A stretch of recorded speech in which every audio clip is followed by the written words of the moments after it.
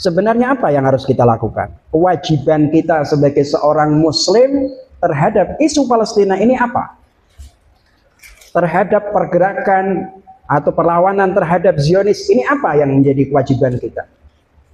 Saudara sekalian, para ulama mengatakan kita sebagai seorang muslim harus mengatakan tidak akan ada yang namanya normalisasi hubungan negara dengan Israel.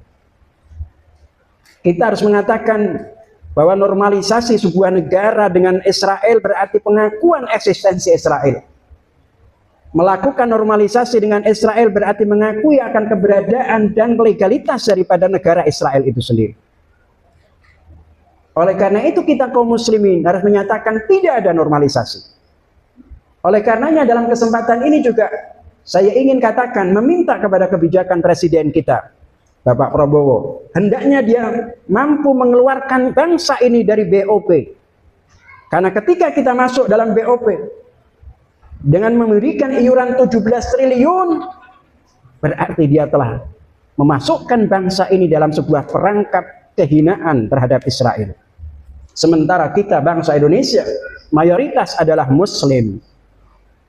Oleh karenanya kita mohon agar segera keluar dari BOP itu. Itu kebijakan pemerintah dan hak kami untuk memberikan masukan kepada pemerintah. Sebagai warga negara kita punya hak, diterima atau tidak itu urusan lain. Jadi tidak ada yang namanya normalisasi terhadap negara Israel. Yang kedua, kewajiban kita kaum muslimin itu harus bekerja keras membantu para mujahidin di jalan Allah Subhanahu wa taala, terutama al-muqawamah, kelompok gerakan perlawanan terhadap Zionis seperti Hizbullah, Yaman dan lain sebagainya. Kita mesti membantu mereka.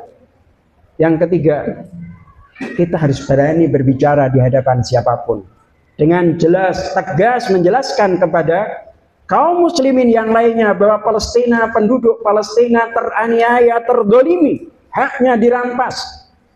Harus kita sampaikan. Setiap berbicara tentang politik, jangan sampai kita kelewatkan tentang Palestina ini. Karena ini adalah sebuah persoalan yang bersifat markaziyah dan mehwariyah, pokok utama problem yang dihadapi oleh umat Islam.